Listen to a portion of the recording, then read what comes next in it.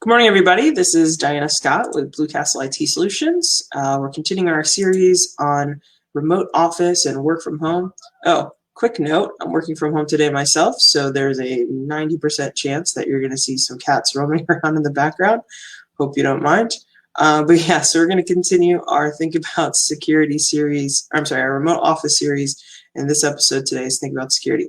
Real quick, if you're a small business owner, or a C-level executive, administrative staff for a company, and you've got questions about any IT topic, but probably at this time during our COVID-19 situation and social distancing, probably have a lot of questions about remote office and having employees work from home.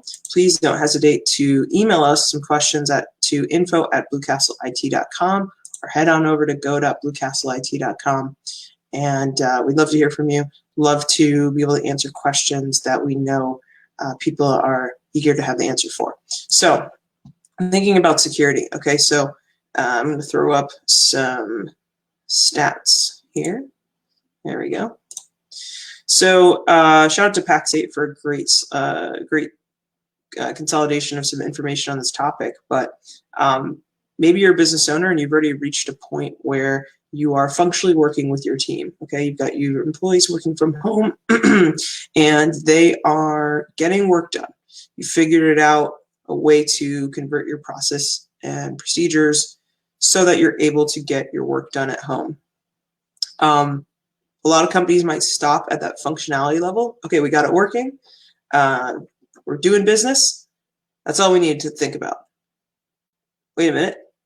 You still have the security concern.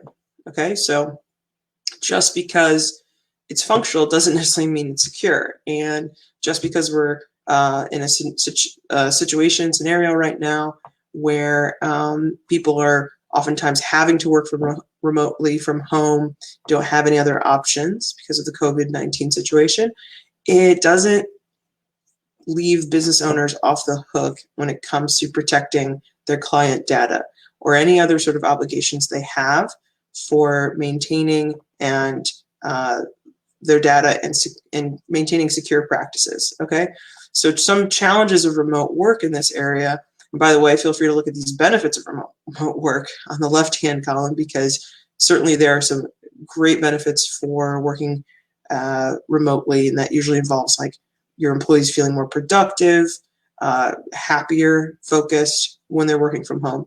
But some of the challenges here we've got is, let's say, less than half of remote employees say they've received proper internet security training, despite them receiving confidential business data. 46% of employees admitted transferring files between work and personal computers when working from home.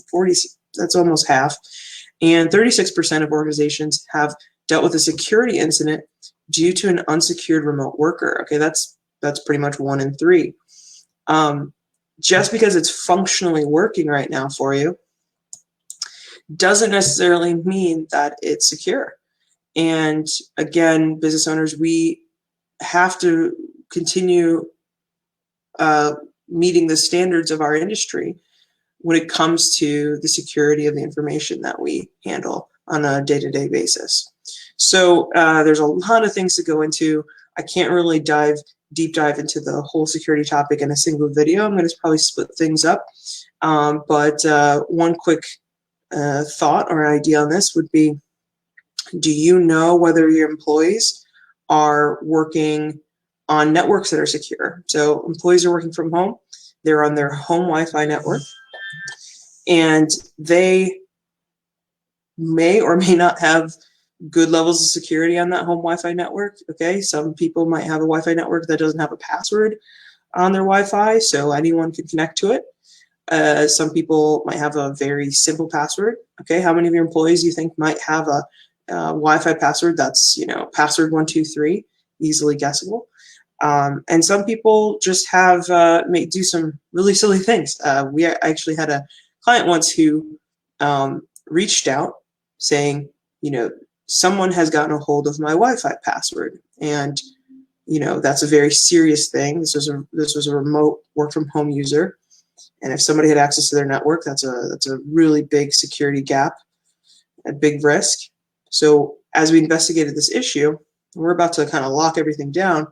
It turns out that user was using the same password they used for their home Wi-Fi network as a general password that they use to log into accounts online.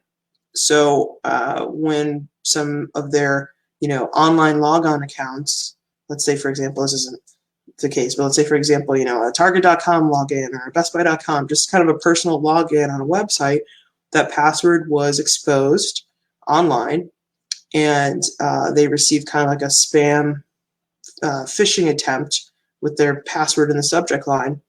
And because it happened to be the same password that they were using on their home Wi-Fi network, they thought somebody had accessed the home Wi-Fi network. Just a bad practice to use that same password that protects your home Wi-Fi network, to log into an account online. You never know what you're going to get with your employees in their home networks. You're not supporting them, and you didn't set them up. So putting out an info notice to your employees that says, hey, here's some baseline standards that we expect of your home network situation to ensure at least a modicum of security in place now that you've got your employees working from home.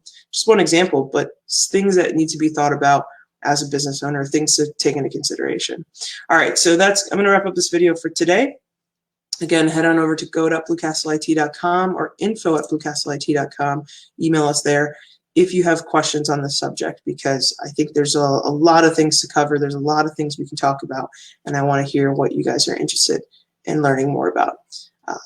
Thanks, everybody.